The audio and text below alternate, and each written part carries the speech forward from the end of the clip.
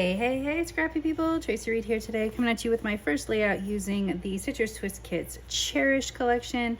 This is a photo of my kid thrifting on his 12th birthday, and I thought that it would be cute with this collection, especially with this blue paper, and I'm loving this heart paper, but I feel like I want to cut it up and do something with it, and that is the joy of printables. Is if I screw it up, I can reprint it. Hallelujah.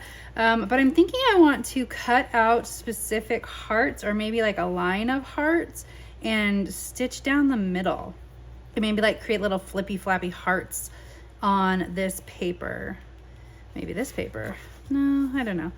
We need a solid-ish paper. I'm not sure yet, but I'm thinking it would be fun to add in some stitching and talk about my kid, how he wanted to follow in his brother's footsteps and thrift on his birthday too. So let's get started.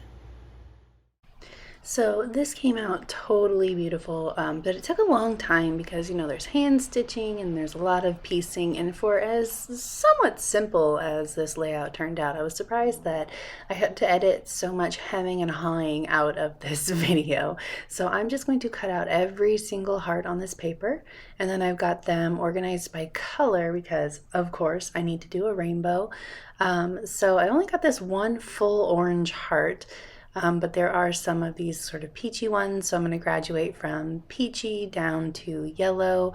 I am making sure, if I have duplicate patterns, since I'm not going to have enough for all of these hearts to go down on the page, I'm making sure that any duplicate patterns get nixed, so there's only one of each pattern, although I do love both of those florals. So I tried to work them both in, but I think that neither of them end up on the page.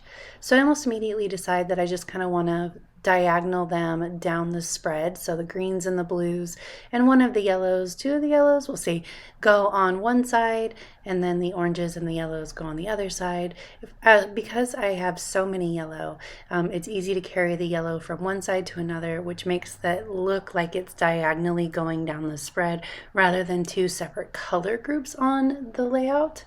So that's kind of what I'm making sure that I'm doing here.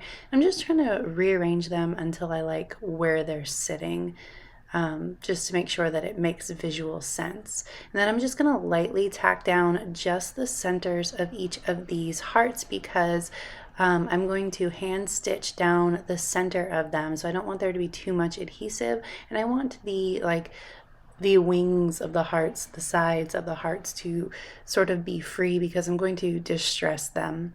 So I'm just using my awl, and I am making a hole, every quarter inch or so, eighth of an inch down the center of each side on both sets of hearts. And then I'm just going to turn off the camera and I'm going to hand stitch down the center of them. I pulled out a bunch of my embroidery floss, and I was going to match colors to each of these hearts, but in the end I decided to just go with an off-white because I didn't really have these sort of desaturated colors, and while I wouldn't have minded using the more saturated colors, some of them were just too fluorescent with the color palette of this collection. So I just decided to go with all cream. You can see I'm just sort of flipping up the sides of these hearts here so they don't get stuck to the page. And then I'm going to start building the rest of my layout. I have one photo, and then I knew I wanted to use a lot of this gorgeous blue, which really isn't found in the papers, interestingly enough, but it is sprinkled throughout all of the embellishments as well as some of the cards. So I really love this green alphabet too. It's a different color than I've ever gotten from Citrus Twist, so I was super excited to play with it. So I used the title Thrift Love, and I am cutting down all of the white border off of this photo that I had left because it was too big to be able to see the blue around the outside edges.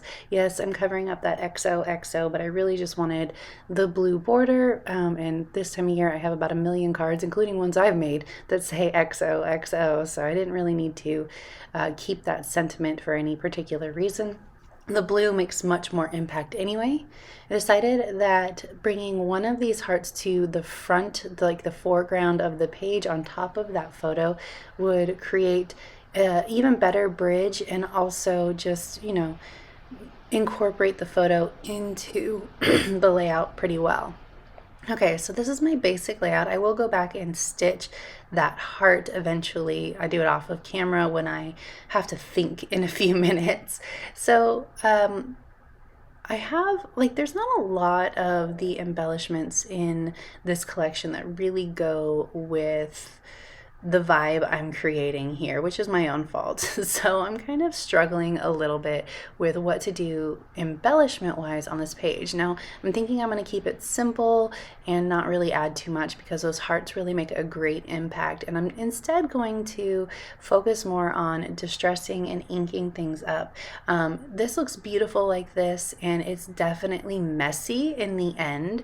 So word to the wise, I wanted to get messy because, first of all, it's a 12-year-old child. He is messy. Second of all, we are literally thrifting. And so grunging up the hearts and the paper on this page really made sense to me as far as thematically. So I'm just going to add in a couple more things here. I'm just adding that, excuse me, adding that paper strip for some texture along the side.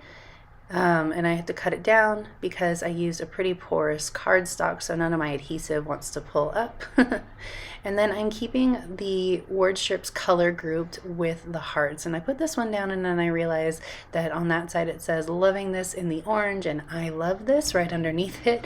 So I go, oh no, I can't have two love this or I love this is together. And I kept the orange because it was the only orange, strip that I had. So I'm putting all of these down, and I was just kind of looking at this going, what is going on?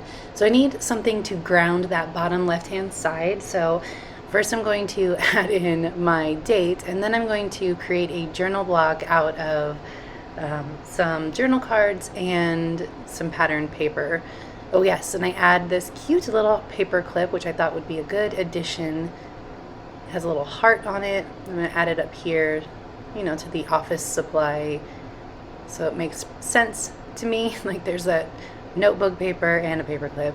We've got office supplies going on. That's how my brain works. Okay. Whew. Now I'm going to create my journaling block, I think. What is going on? I don't know. Oh yes, so I have this and it's the perfect size, but I don't like the way that it looks with this page. So I'm going to make my own out of that journaling card that's just the grid plus this cut down piece of paper. I made sure to cut that polka dot paper so that there was a polka dot on every edge so that it wouldn't be just blank white white on any edge, so that helped to matte that journaling block and ground it in space. And then I put this here. I'm going to trim it down, and it says cherish these days, which I agree with, but in a second I'm going to find something else that I liked better because I didn't love the way that this word strip looked because there were so many other word strips. So I realized that my cut was crooked here, so I'm just trimming it back down, making it not crooked. And then I'm going to put down that word strip, and I'm going to immediately go, I don't think I love this. Because look at all those horizontal lines. It was too much. Like I like the 3 going down the hearts. They were grounded by the hearts. They made sense. But I didn't love the 4th addition. So I thought maybe I would add a green and a blue heart here, but I ended up just adding the blue heart because I thought that the green sitting up there nestled in the other kind of hearts just didn't look right to me. So here I'm going to cut this off, and I'm going to realize that it goes really well down in that corner to stop getting that horizontal look. So I'm just going to pull that cherish these days up. It rips the paper, not a big deal because this is just going down right on top of that. And I like the way that that circle grounds the whole page rather than the word strip. I think that looks pretty cool. And then the last thing I'm going to do is I'm going to go hog wild with some inking and some distressing. And I think that this look definitely is not for everyone. So you could have stopped there if this look isn't for you, but I think I really like it. I was a little bit hesitant at first to make it really messy, but then I just go all in with the messiness and I start inking up the sides of the hearts as well. And then I'm going to get out my distressing tool and I'm going to rip the edges of the hearts and give them some texture too. So you can see I'm just going all in, protecting the background as much as possible around the hearts with just a little piece of scrap paper. Alright, I like this, but it's not enough. So we're going to get out the distressing tool too, making sure that I, get all of the hearts first. There could have been a better way to do this, but I am impatient and I like to do things the crazy way, so that's the way I did it. If I had inked all of these before I put them down, would have been smarter, for sure. So maybe if you want that inking,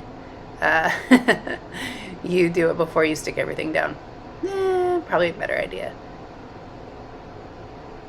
Alright, I had to use that Cherish these days because I made a mistake. So I ended up with that fourth word strip anyway. Don't be like me.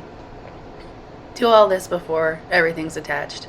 So I'm just going around the outside edges, letting this loosely tear and distress these hearts. And then once I have that done, I think it looks pretty cool. I like the texture that it adds. I like the way that it messes up the layout, I guess, and makes it a little bit imperfect. But if you enjoyed this video, I'd love it if you give it a thumbs up. If you're new here, go ahead and subscribe. I would love to have you. If you don't already, you can follow me over on Instagram. I'm at Tracy M. Reed. I'd love to see you over there as well. There is a link to Citrus Twist Kits in the description box below, and I will see you next time. All right, thank you.